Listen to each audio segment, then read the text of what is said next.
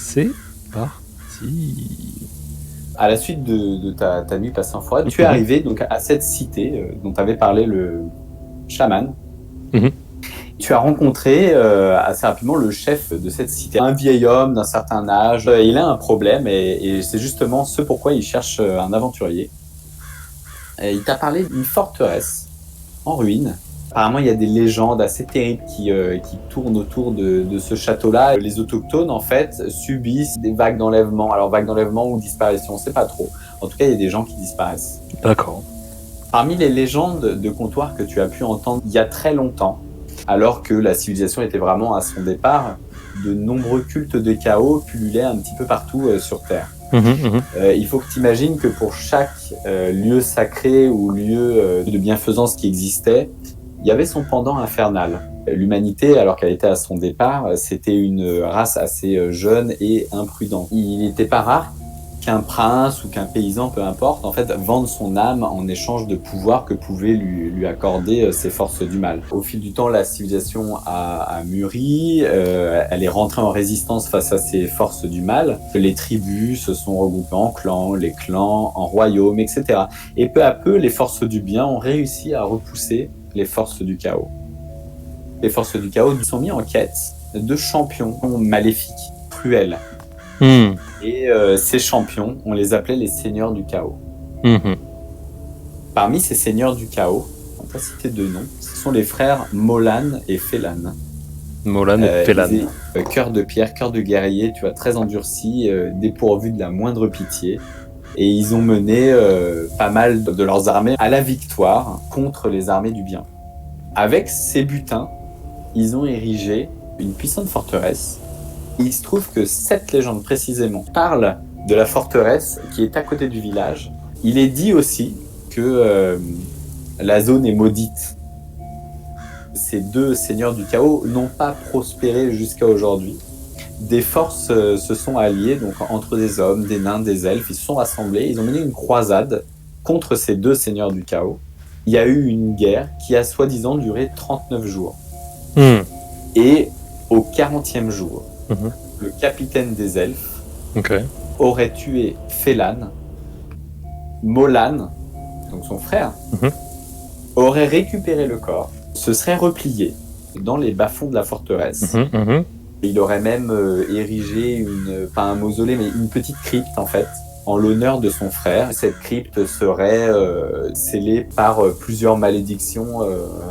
Voilà, en tout cas, toi, tu as été commandité pour aller voir ce qui s'y passe. Bien sûr, il va de soi, il y a une récompense à la clé. J'allais d'ailleurs t'en parler. Hein. Voilà. Forcément, tu travailles, mais le salaire.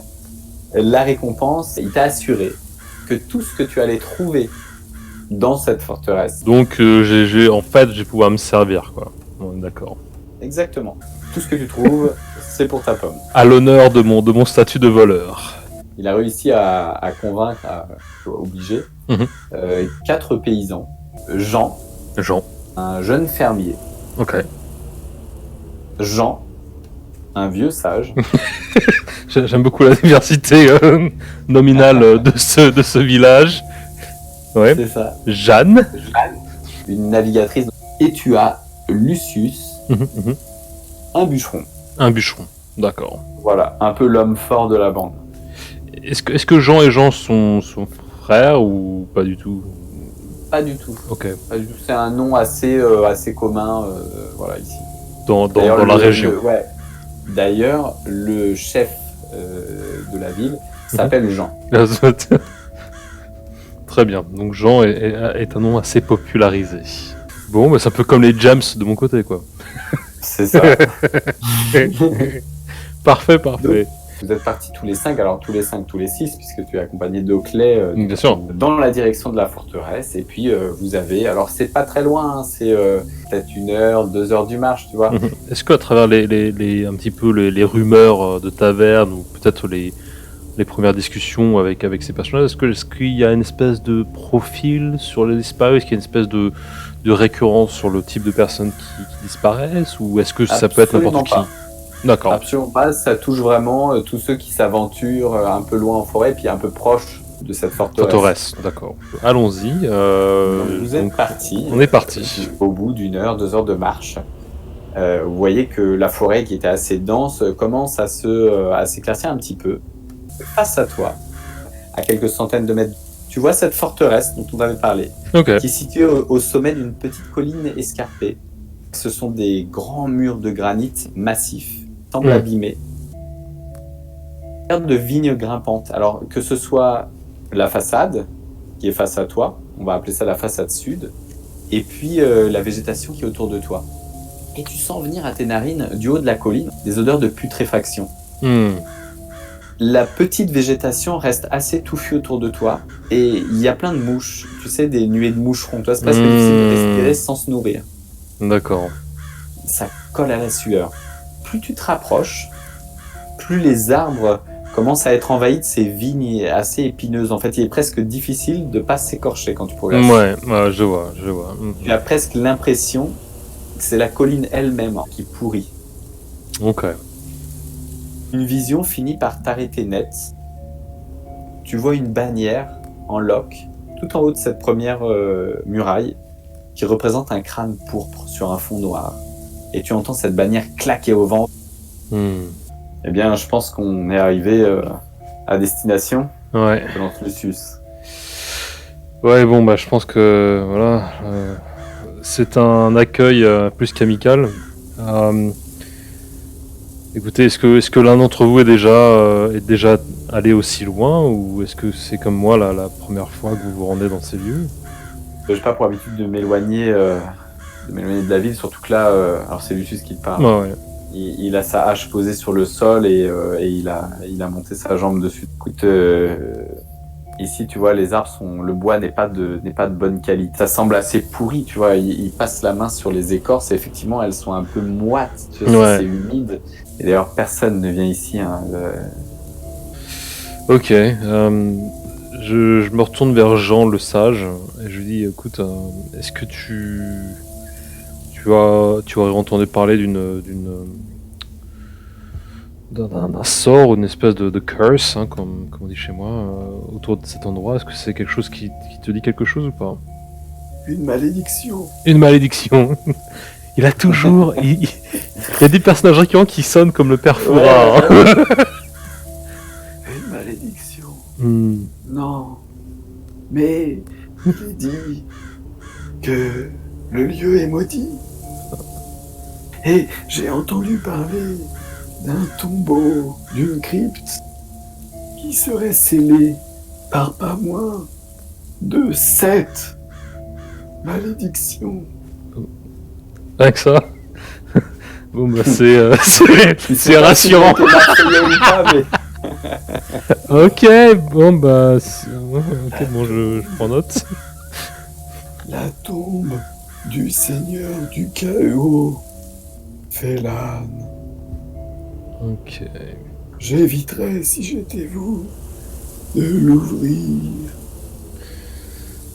Bon, bah, écoutez, on est là pour savoir ce qu'il en est. Hein. En même temps, on n'est pas là pour régler tous les problèmes dessus. On est là pour investir, pour faire une espèce d'enquête. Hein. On va y aller d'une manière prudente. Hein. Il va pas faire long feu, lui. T'as entendu une voix dans ta tête? Ok. C'est Oakley. Ok. Oakley de qui tu parles? À toi, voyons. Ah, c'est moi, d'accord. Bon, alors, écoute, au lieu d'être dans la critique, mon cher Oakley, tu vas me faire le plaisir de te dégourdir les ailes autour de la forteresse et de me dire un petit peu ce qu'il en est, s'il te plaît. Là, c'est pas que j'ai la flemme, mais Presque. tu vois, enfin, si c'est pas possible. Enfin, on y va. Je reste sur ton épaule. Et puis, c'est toi qui m'as invoqué après tout. D'accord. Donc en fait non quoi. D'accord. Voilà. Bon, et ben écoute, c'est rassurant. Très bien. Alors, quand tu regardes face à toi, il y a plusieurs options qui se profilent. En réalité, soit tu vas de front, tu décides d'arriver par la façade sud de plein front. Dans ce cas-là, le chemin est assez dense devant toi, tu vois, tu vas continuer à progresser dans cette végétation de vignes assez touffue et donc au risque de t'écorcher, mais bon. Soit tu décides de contourner et puis de faire le tour c'est enfin tu fais comme tu veux. Je pense que je vais mettre à bonne utilisation mon bûcheron, sachant qu'il a une hache. Je vais peut-être le mettre au travail en lui demandant de nous tailler un petit chemin et puis peut-être espérer de trouver une faille dans ce mur ou trouver une entrée qui serait peut-être à proximité. Très Allez, bien, donc on y va. Ok. Allez, c'est parti, restez derrière moi. Et surtout, vous approchez pas. Vous risquez de vous prendre un coup. Tu le vois qui commence à tailler devant. Le mec est a pas mal de dextérité, hein. Il tranche assez facilement. Et puis il vous taille un petit chemin qui vous évite de passer votre temps à vous griffer ou au moins à râper vos vêtements, etc. Ok. Puis il s'arrête. Oh mon Dieu! Et tu vois qu'il lâche Ah, t'as coupé. Il lâche quoi? sa hache. La hache, ouais, ok. Il la récupère tout de suite et tu vois, il recule de quelques pas, mais de manière à te permettre de voir ce qu'il y a devant lui. Ok. Une espèce de scène assez macabre barre le chemin. 2 corps, inertes, sont attachés à des poteaux par de longues plantes. Et tu vois que ces plantes, elles sont glissées insidieusement par leurs yeux, leurs oreilles, leur bouche. Ces 2 corps semblent encore bouger légèrement. Ok. Vous êtes peut-être à une dizaine de mètres. Ok. Je regarde mon équipement. Attends, je me fais une petite revue de ce que j'ai dans les poches. En fait, j'ai pas grand-chose. Vous pensez qu'on devrait aller jeter un coup d'œil? C'est Jean. Jean, le fermier. Écoute, je dis, écoute, reste là. Je me mets à entretenir avec Jean, le sage, juste un tout petit peu, et je lui dis, est-ce que t'as déjà vu quelque chose comme ça? Non, absolument pas.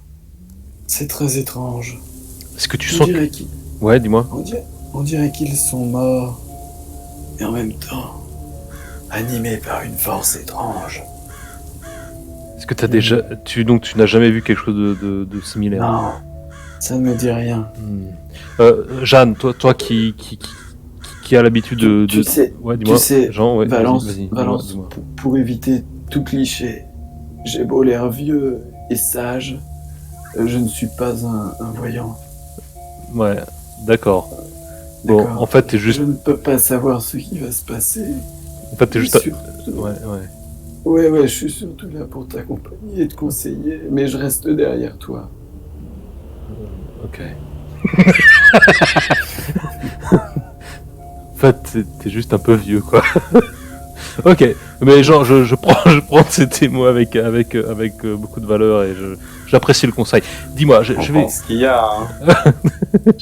Le sarcasme ocléen, comme on connaît.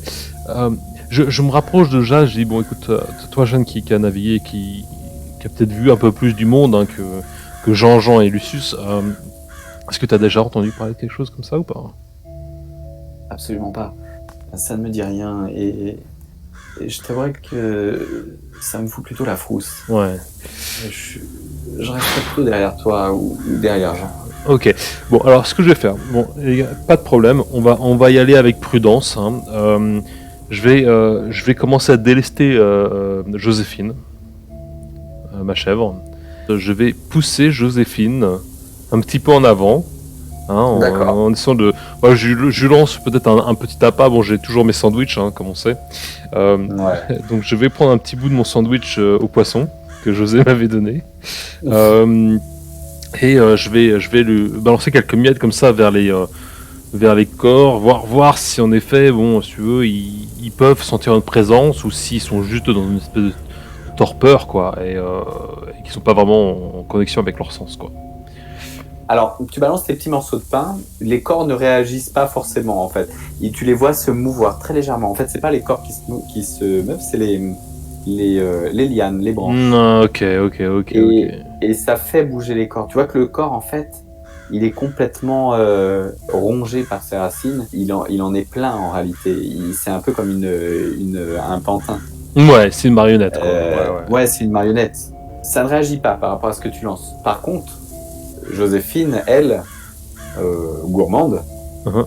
avance, et puis sans méfiance, commence à manger tes miettes voilà, que tu as lancées, et puis se rapproche des deux corps. Elle est au pied des deux corps, elle passe le chemin, elle avance, peut-être encore d'une dizaine de mètres de l'autre côté, donc maintenant elle est à 20 mètres de toi. Elle est vraiment, les deux corps vous séparent vraiment à égale distance. Elle se retourne et te regarde, en train de mâcher les miettes, là de te dire tu m'en donnes encore. Ok, bon alors pour le coup, bon, je commence à comprendre qu'en effet donc il s'agit plus de la végétation qui serait animée ou peut-être ensorcelée d'une certaine manière plus que les corps à part entière. Il n'y a pas forcément de grands mouvements autour de Joséphine, donc ça a l'air d'être assez safe, mais malgré tout... Oui, mais Joséphine, c'est une chèvre. Nous sommes humains, c'est peut-être différent. C'est pas. Ouais. Ok, Jean. Écoute, Jean, si tu es venu ici, c'est pas pour faire reculer le groupe. Je pense qu'il faut avancer.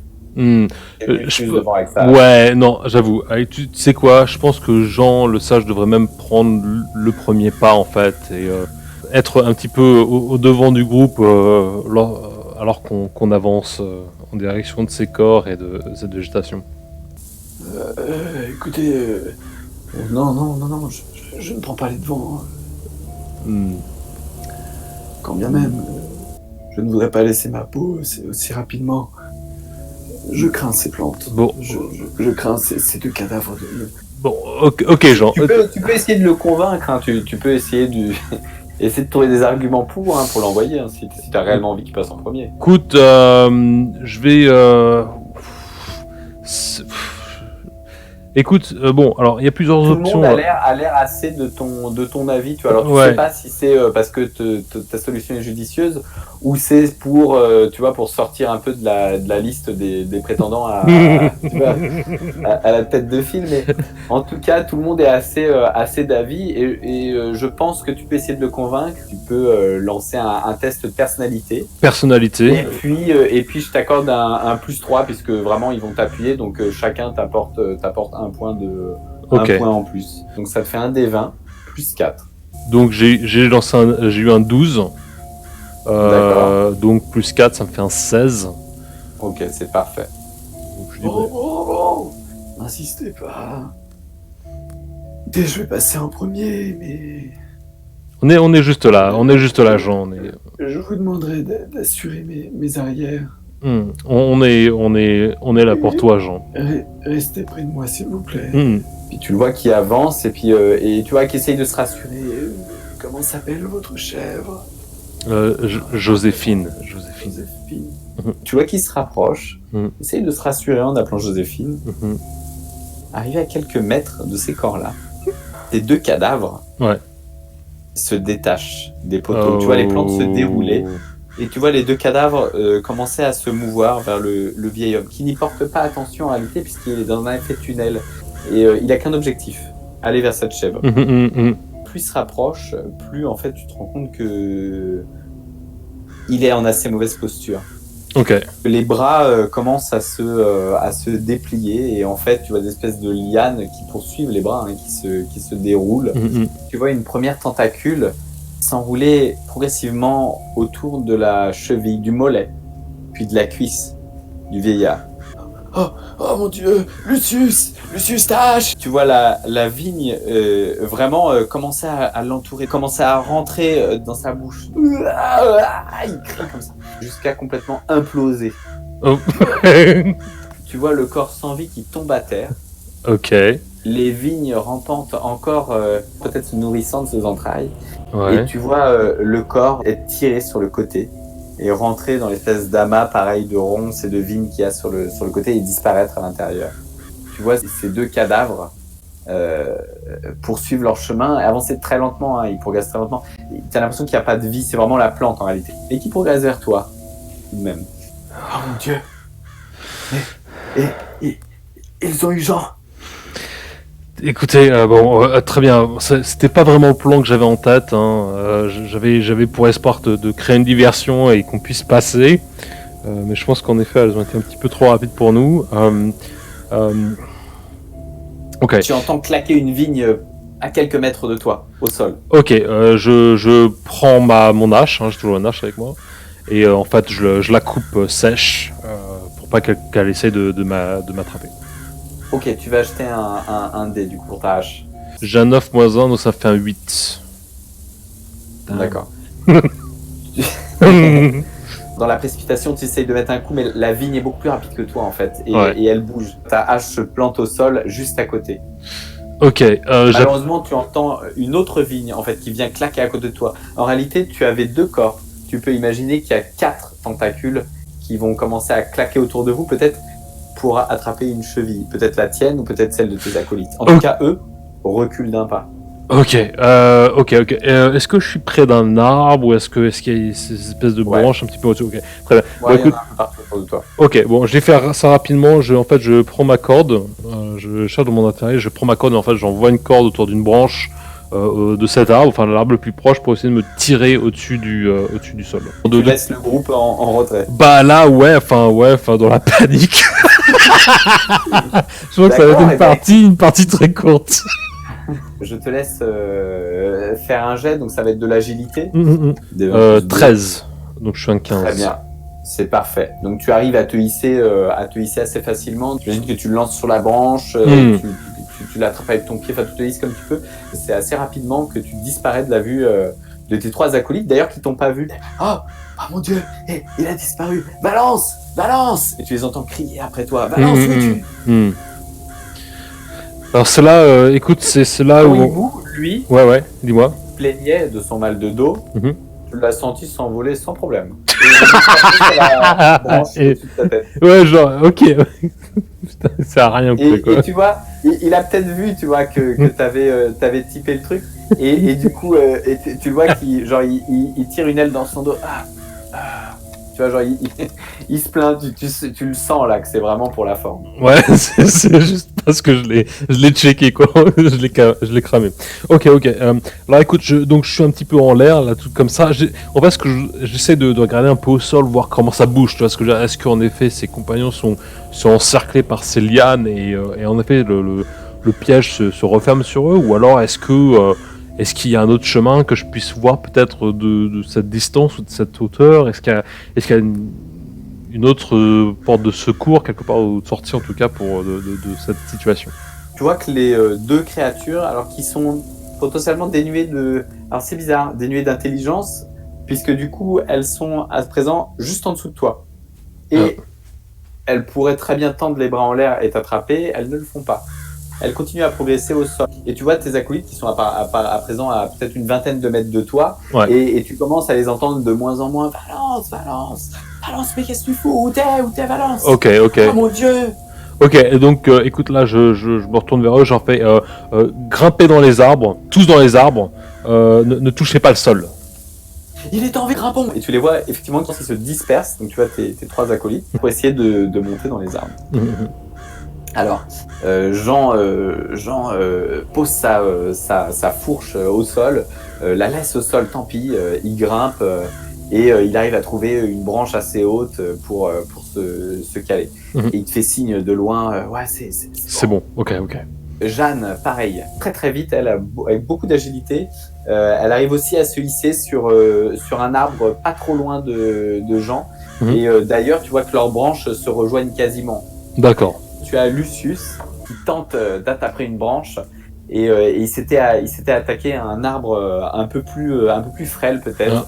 Tu vois, c'est un bûcheron. Mais là, dans la précipitation, voilà, tu vois, il a fait un peu n'importe quoi et puis il s'est agrippé à la branche. Il est monté, mais tu le sens pas. Tu vois que la branche commence à s'affaisser. Et finalement, la branche casse. Lucius s'étale complètement par terre. Et il crie, il hurle de douleur. À ce moment-là, tu as une liane qui vient claquer au sol à 2 pas de lui. Ok, très bien. Et écoute, il réussit à se tirer d'affaire. Il recule et les autres l'appellent Lucius, ici. Il arrive à s'extirper un petit peu de, tu vois, de la zone dangereuse, de la zone où potentiellement il pourrait se faire attraper. Et puis il grimpe à l'arbre où sont ses deux acolytes. Et puis il se retrouve sur la même branche que Jeanne, en base d'arbre, enfin en base. Elle est à peut-être 3-4 mètres du sol, mais c'est une branche assez épaisse et qui permet de maintenir leur poids. Et puis surtout, ils restent proches du tronc. Ok, bon. Je crois que c'est bon. C'est bon. Les deux créatures continuent à avancer et puis commencent à tâtonner un peu à droite à gauche, mais enfin, elles ont dépassé la zone et elles sont maintenant derrière vous. Ok. Balance, tu crois qu'elles nous entendent? Écoute, je sais pas, je pense que ça a à faire avec peut-être les vibrations au sol. Je pense pas qu'elles nous entendent, mais je pense qu'il y a un rapport avec avec le poids ou peut-être le bruit de nos pas, ou en tout cas voilà, méfiez-vous du sol, ou regardez si vous pouvez sauter de pierre en pierre ou ne pas avoir un contact direct avec le sol. Enfin, je dis ça, j'en sais rien, mais c'est vraiment une assumption, quoi. Ok. Tu as Jeanne qui a sauté de la branche, s'est retrouvée au sol. Et les deux créatures sont quand même à une dizaine de mètres maintenant derrière eux, donc il y a de la marge. Et puis qui court en ta direction. Ok. Bon. Elle lance à ses deux autres acolytes, suivez-moi, vite. Ok. Et effectivement, les deux autres se font pas prier, ils descendent de la branche, Jean récupère sa fourche, puis il court en ta direction. Ok, cool.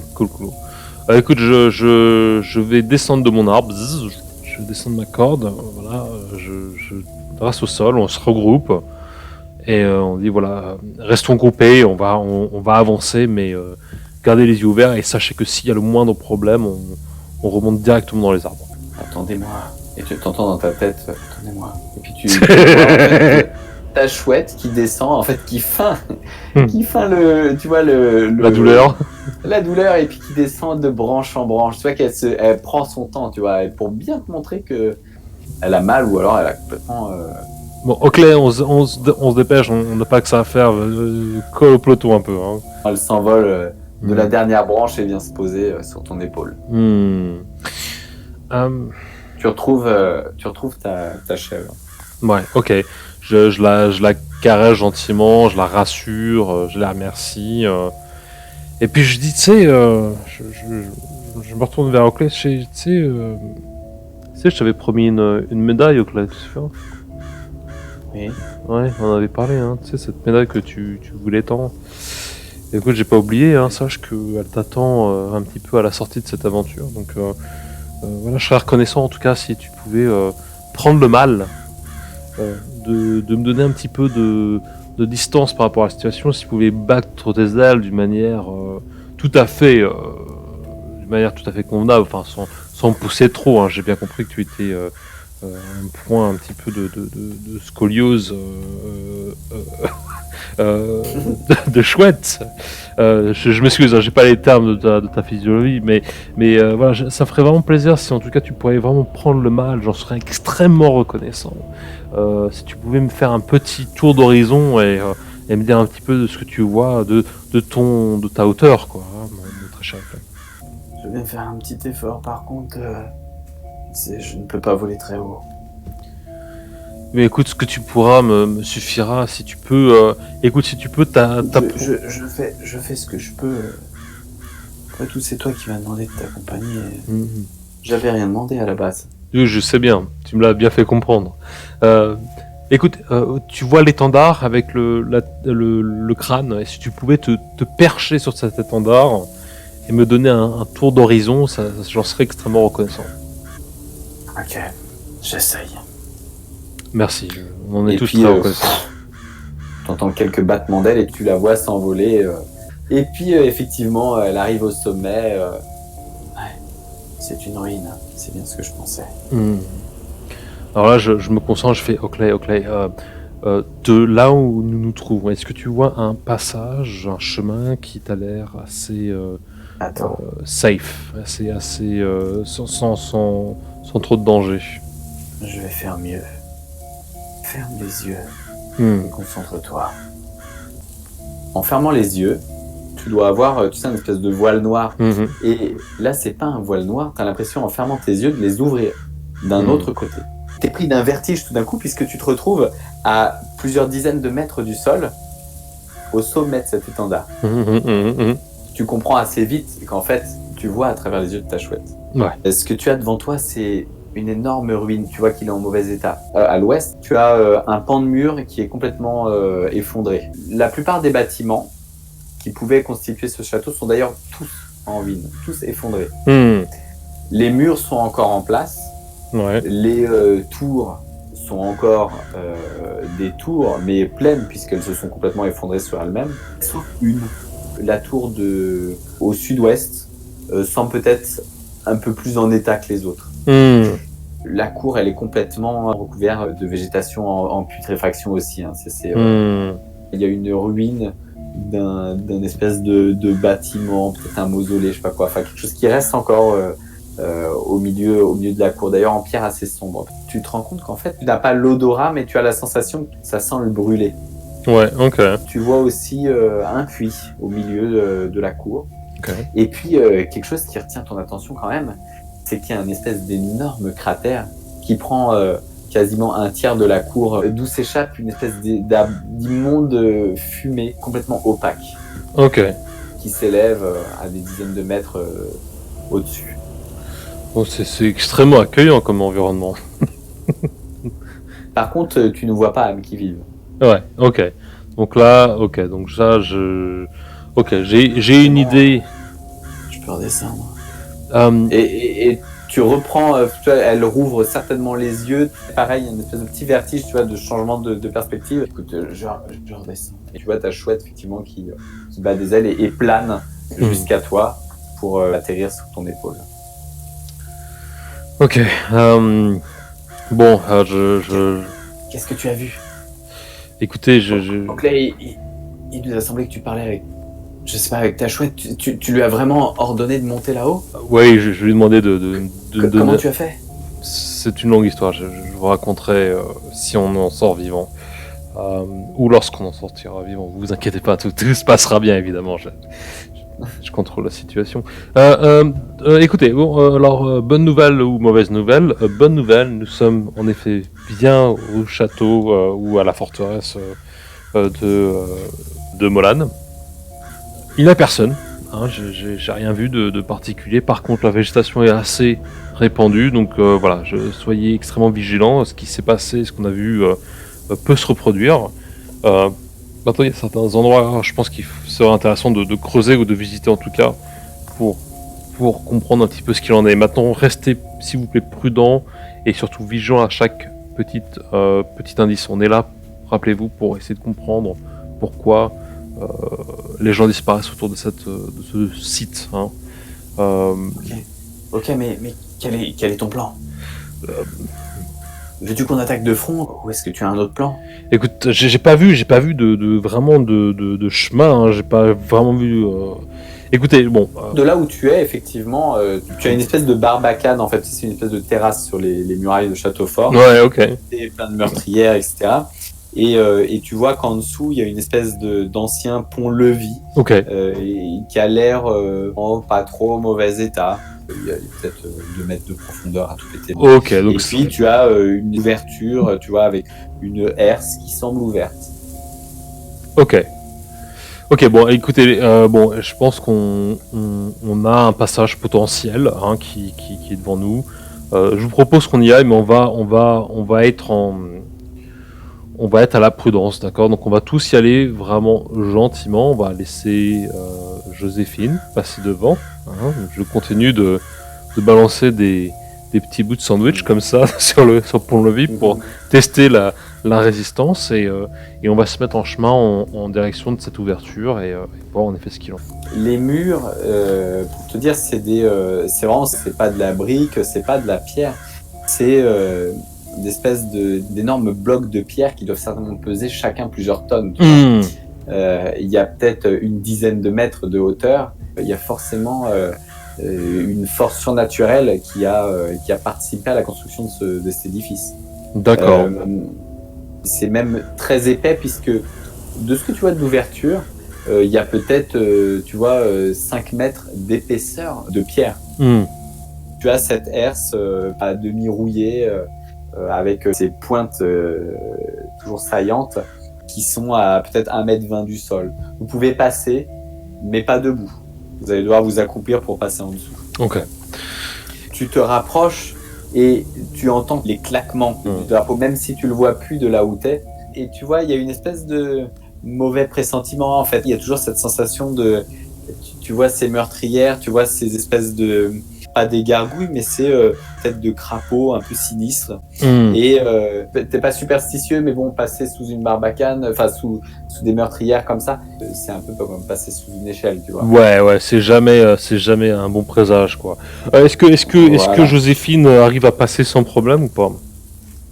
Écoute, Joséphine, si tu envoies des miettes de ton sandwich, elle passe sans problème sous la herse. Ok. Oakley, mon cher ami. Dis-moi alors, merci, hein, évidemment, et merci grandement pour ce tour de force que tu nous as offert. Hein, cette montée au drapeau a été extrêmement bénéficiaire et j'en suis extrêmement reconnaissant. Tu ne veux pas m'envoyer... Tu es en train de me faire tes adieux? Tu veux m'envoyer sous la herse pour voir si... Non, pas sous la herse, au-dessus de la herse. Si tu pouvais me donner un tout petit peu de visibilité pour savoir si en effet un danger quelconque nous attend au passage de cette herse, j'en serais extrêmement reconnaissant. Enfin... Parce qu'une herse métallique, elle rentre dans le mur juste au-dessus, donc du coup, il y a peut-être un mécanisme pour la rentrer. Mais en tout cas, voilà, de monter en hauteur ne t'apporte pas grand-chose. D'accord, j'ai capté. Ok, très bien. Écoute, alors, c'est pas grave, très bien. Ce que je vais faire, Lucius, dis-moi, écoute, voilà, entre toi et moi, je te dis honnêtement, je veux qu'on soit prudent, d'accord? Donc voilà ce que je vais te proposer. On va passer, toi et moi, d'abord. Et on va bloquer la herse avec nos haches. C'est-à-dire que si en effet il y a un problème avec la herse, qu'elle nous tombe dessus, hein, pour une raison quelconque, au moins on sera couvert, on va pouvoir se mettre nos haches perpendiculaires et bloquer la herse si en tout cas elle nous tombe dessus. Est-ce que ça te convient? Lucius, tu viens à côté de moi s'il te plaît, hein, on passe ensemble et on suit le plan, hein, comme on en a parlé. Ouais. Ok. Ouais, ça marche. Le plan me semble judicieux. Ok. Et puis tu le vois qu'il se rapproche à tâtons. Il avance son pied tout d'abord et puis il tend sa main le plus loin possible. Et puis il cale sa hache. Alors sa hache ne fait pas 1,20 m. Ouais. Il la pose au sol et puis potentiellement, tu vois, elle arrêtera peut-être la chute de la herse si jamais elle chute. Mais en tout cas, elle bloque pas à cette hauteur-là. Ok. Alors je me retourne. Je siffle très vite. Et je fais Jean, lance-moi ta fourche, s'il te plaît. Et donc du coup, je vais juste, de manière préventive, j'attrape la fourche de Jean qui m'a envoyé comme ça un petit peu en l'air. Ouais. Et en fait, je la cale en dessous de la herse, juste au cas où. Hein, double précaution. Et je propose à Lucius de passer avec moi en dessous. Vous engagez les premiers. Alors... la fourche fera le travail qu'elle fera, hein. C'est une fourche de paysan. En tout cas, elle a l'air d'être bien en place et elle a la bonne dimension pour bloquer effectivement une potentielle descente de la herse. Parfait. Maintenant, tout dépend du poids de la herse. Bien sûr. Ok, donc on passe. Est-ce qu'il y a la moindre réaction ou pas? Ou ça va, ça a l'air de bien se passer? Pas de réaction sur le moment, enfin vous passez. Ok. Non, ça semble plutôt calme, c'est même beaucoup trop calme en réalité. Ouais, ok.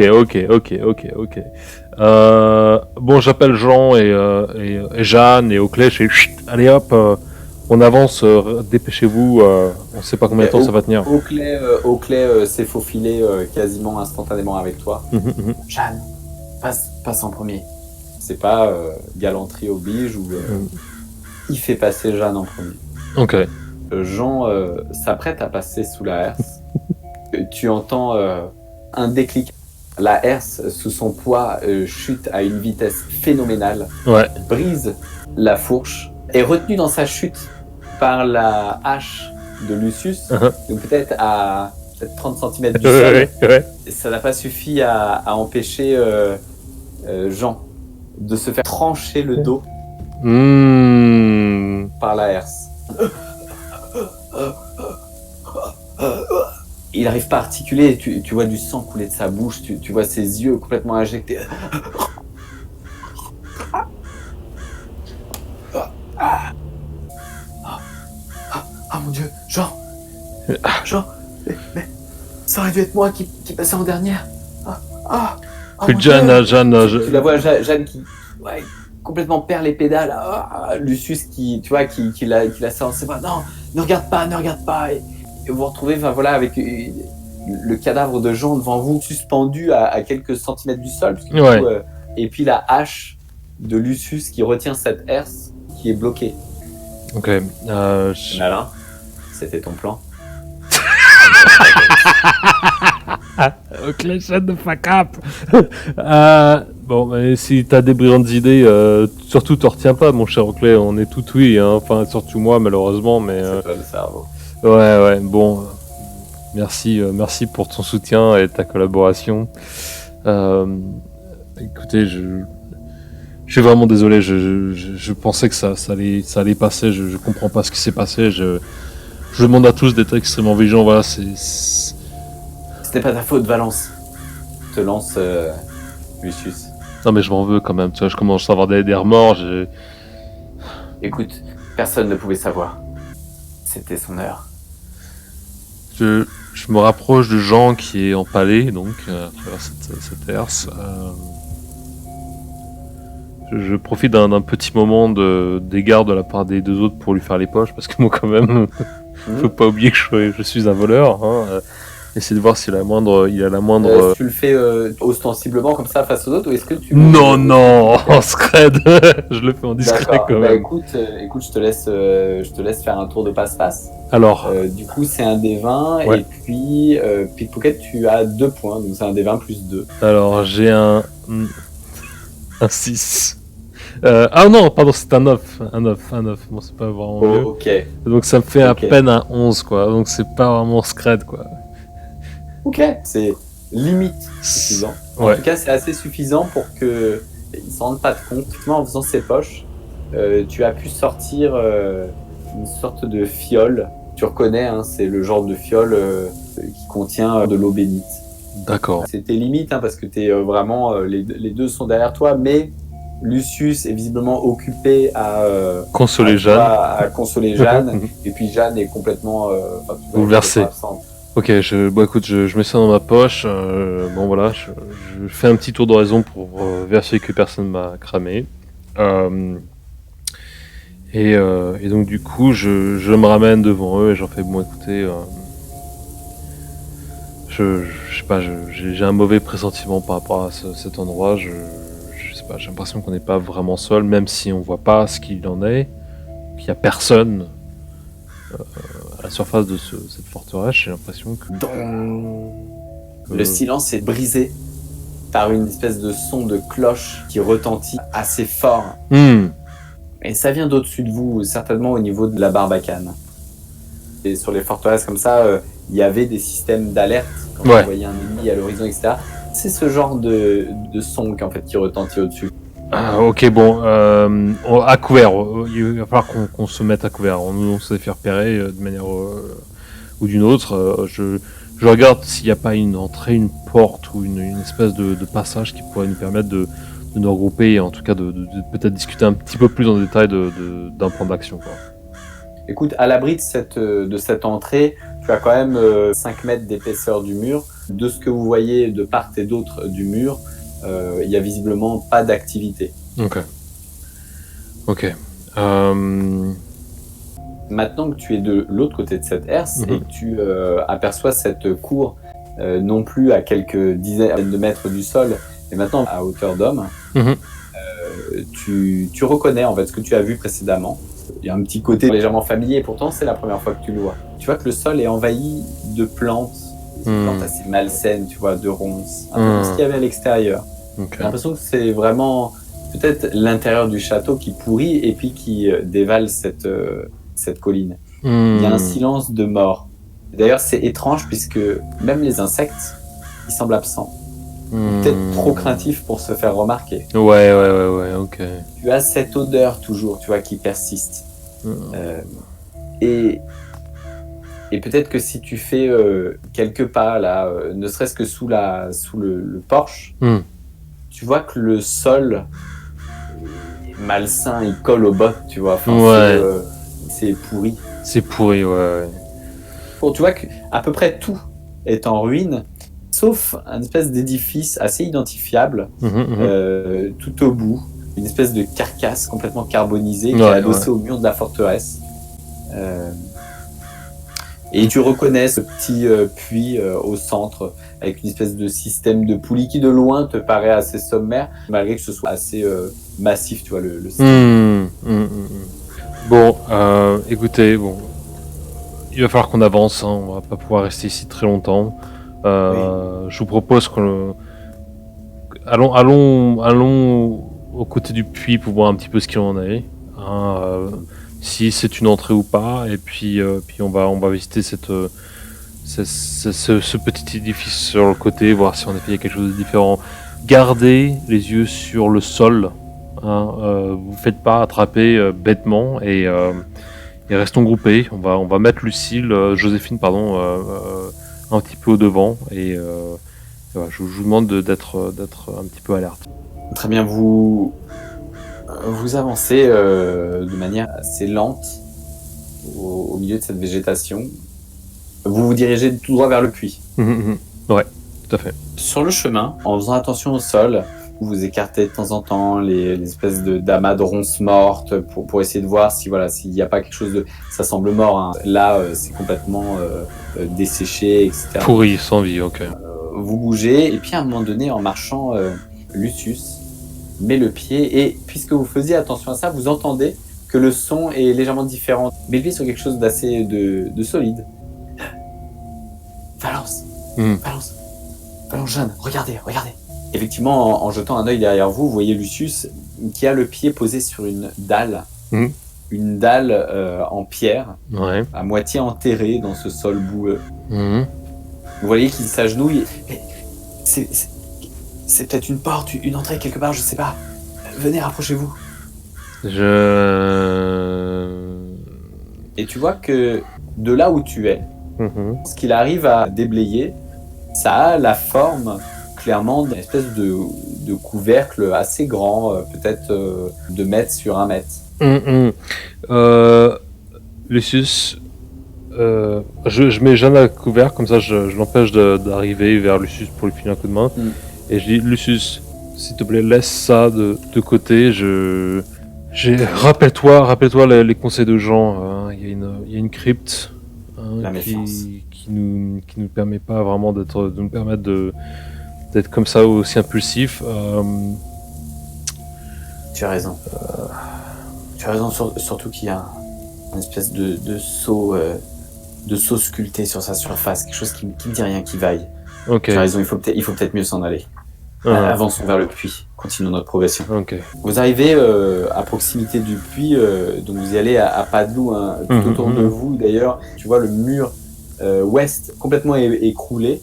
Tu te dis que potentiellement vous aurez peut-être pu passer par là. Tu vois, et puis effectivement, derrière toi, tu vois qu'il y a cette tour sud-ouest qui est toujours sur pied, qui paraît toujours sur pied, recouverte espèce de mousse, de lichen grimpante. Vous vous rapprochez de ce puits et vous voyez qu'en fait les pierres qui composent le mur qui entoure ce puits sont gravées de sceaux assez étranges. Pareil, quelque chose qui vous dit rien qui vaille. Et puis le mécanisme qui est au-dessus est sommaire mais tout de même assez massif. C'est une poulie avec une corde. Et cette corde se poursuit par une chaîne assez lourde qui plonge dans les profondeurs de ce puits. Bon, écoutez... Toujours ce silence pesant tout autour de vous. Je regarde, je suis toujours un petit peu à l'affût d'indices, voir si en effet je peux voir des effets personnels des gens qui ont été disparus ou qui ont été reportés disparus. Est-ce qu'il y a autour de moi la moindre indication que quelqu'un a été dans le coin récemment ou... En tout cas, pas dans la cour. Et puis, avec ce que tu vois et ce que tu sais sur cette légende, ça fait quand même peut-être des décennies que le château est en ruine, ça fait des siècles même. Donc tu t'attends pas forcément à trouver un cadavre par terre. D'accord, Ou, des effets personnels. les effets personnels peut-être, mais avec la quantité de ronces et de plantes et de pourriture qu'il y a au sol, il faudrait passer du temps à essayer de tout fouiller. Ok. Et puis il y a ce cratère aussi un peu menaçant quand même au nord-ouest de cette cour, enfin au nord-est de cette cour, et qui entame même la cour, et tu as des volutes de fumée qui s'envolent peut-être à 10-20 mètres au-dessus du sol, enfin tu vois, qui passent même au-dessus des remparts. C'est vieux, c'est vraiment, c'est pas l'endroit où tu vas trouver de la vie. Okay. C'est même très très hostile. Ouais, c'est hostile. Écoute, pas de problème. Est-ce que dis-moi, le puits en question, est-ce que il y a une espèce de seau qui est attaché à cette poulie? Est-ce qu'il y a une espèce de plateforme quelconque ou... Pas que tu vois de là où tu es, puisque la chaîne plonge dans le puits. D'accord. Écoute, je vais me rapprocher du puits, puis je vais voir si en effet cette chaîne, je vais essayer d'amorcer la poulie, hein, essayer de remonter ce qui pourrait être au fond et voir si en effet il y a une espèce de barrique ou pas, quoi. Très bien. À l'approche du puits, donc tu jettes un œil vers les profondeurs. Elle te semble incohérente. Le fond a l'air de s'éloigner à mesure que tu le fixes. Une espèce d'obscurité complètement béante qui semble aspirer tout ce qui pourrait y rentrer. Tu vas me faire un jet de volonté, un sauvegarde. Ouais. Alors j'ai un 19. Donc tu es vraiment à la limite de ta première réussite critique. J'étais proche. En tout cas, je sais pas, tu sais, c'est fixé comme ça des profondeurs. Tu sens comme un léger vertige, mais aussi un attrait vers ces abîmes. Et il t'a semblé sentir une vague envie de basculer par-dessus bord pour aller voir ce qui se passe au fond. D'accord ? Lucius, balance, qu'est-ce que tu fais et ne saute pas. Non, t'inquiète pas, je regardais juste. Qu'as-tu vu ? Tu les vois qui se rapprochent, et tu vois Jeanne, effectivement, qui se rapproche, regarde par-dessus bord. Elle est complètement amorphe, c'est comme si elle était absente, en fait, comme si elle était déjà au fond du puits. Et vous la voyez passer une jambe par-dessus le bord. J'imagine que tu vas essayer de la retenir. Ouais, c'est un jet de réflexe. 14. Tu essayes de la rattraper, mais trop tard. Elle bascule par-dessus bord. Vous la voyez tomber dans le puits, et vous voyez son âme, son corps se dissoudre pendant la chute dans le néant. Sans bruit. Il te semble voir comme peut-être des visages tournoyés dans ses abîmes. Jeanne Et Lucius se penche par-dessus bord. J'ai de réflexe. Non. Alors, attends, je pense que Lucius sentir, tu vois, qu'il repousse le bord et il fait un pas en arrière. Ah mon Dieu, j'ai failli sauter moi aussi. Valence. Qu'est-ce qui se passe ? On va prendre de la distance avec ce puits, hein. On va. Mais Jeanne, où est-elle ? Jeanne. Jeanne, elle est partie. Lucius, elle est partie. En tout cas, ça a l'air.